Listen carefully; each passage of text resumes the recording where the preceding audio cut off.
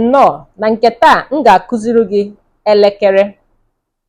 Ị nee anya ị hụ ihe m ji n'aka, Bekee na-akpọ ya clock, Igbo na-akpọ ya elekere. Elekere nke a ka Bekee na-akpọ wall clock, that is elekere nke a na-ekobe n'aja.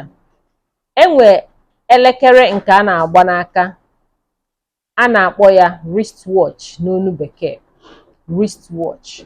Mana ị nee anya na nke taa, eji m wall clock wee bịa, ya bụ elekere nke a na-ekobe n'aja.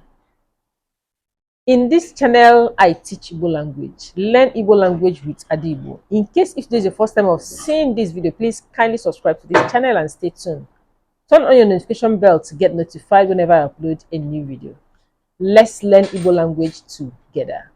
Igbo language is our culture, Igbo language is our heritage. Asụsụ anyị bụ njirimara anyị, asụsụ anyị bụ omenala anyị. Bịanụ ka anyị mụọ asụsụ Igbo. Na nke taa, anyị na-ekwu maka elekere. Elekere a, ị na-anya dịka m si wee jide ya, ị ga-afụ na enwere ọnụọgụgụ.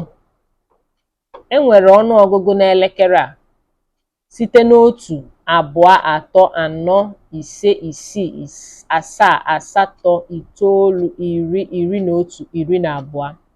Etu a ka ụbọchị si wee dị.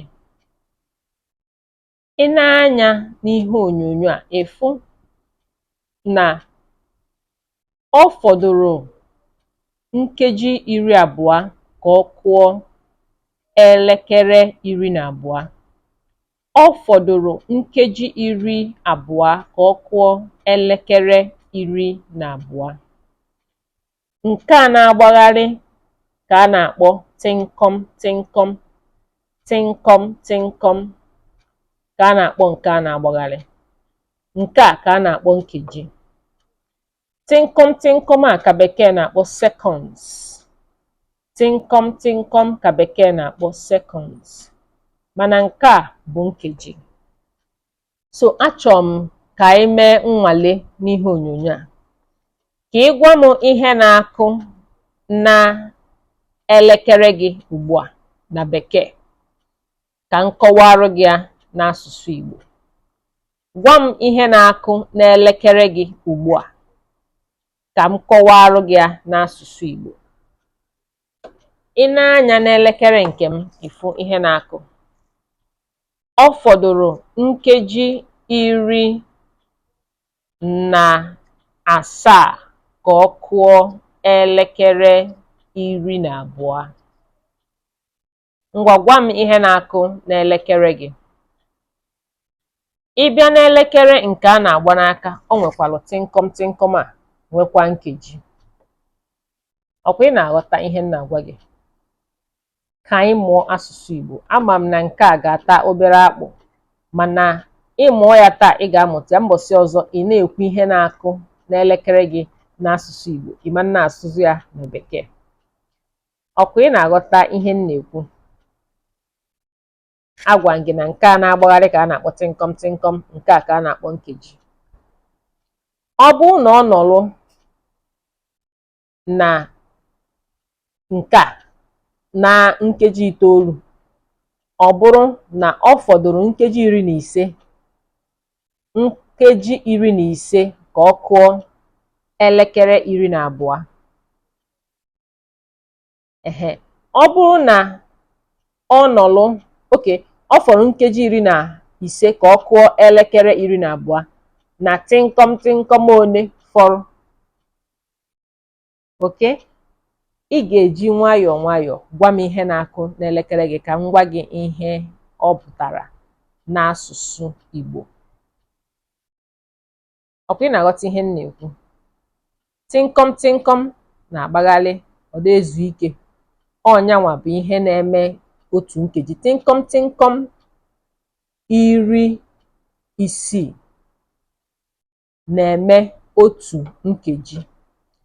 Tịnkọm tịnkọm iri isii na-eme otu nkeji. That is 60 seconds makes 1 minute. 60 seconds makes 1 minute. Ya tịnkọm tịnkọm iri isii bụtara otu nkeji. Ọkwa ị na-aghọta ihe m na-ekwu? Otu a ka ọ dị n'asụsụ Igbo. Just marụ na tịnkọm tịnkọm bụ seconds, nkeji bụ minutes. Okay? Ị na-anya efu na ọ fọdụrụ nkeji 15 ka ọ kụọ elekere 12. Tịnkọm tịnkọm a na-akpagharị, ọ na-akpagharị, nkeji a na-agbago. Ọ na-akpagharị bụ tịnkọm tịnkọm, nkeji a na-agbago. So gị onye ọma na nji eme ọnụ, ịfụgo ka o si gbatakwụrụ. Mee ihe nnwale a m gwa gị. Were aka gị gwa m ihe na-akụ n'elekere gị ka anyị tapịara gị ya n'asụsụ Igbo. Daalụ. Ọ bụ na ị nwere ajụjụ, jee na comment section depụta ya, deere m ihe na-akụ na elekere gị ka anyị kwuo ya n'asụsụ Igbo. Ndeewo gị onye ọma nji eme ọnụ. Chetakwa ka ibinye aka n'ihu akwụkwọ a. Subscribe and turn on your notification bell for more. Let's learn Igbo language together. Ka emesịa.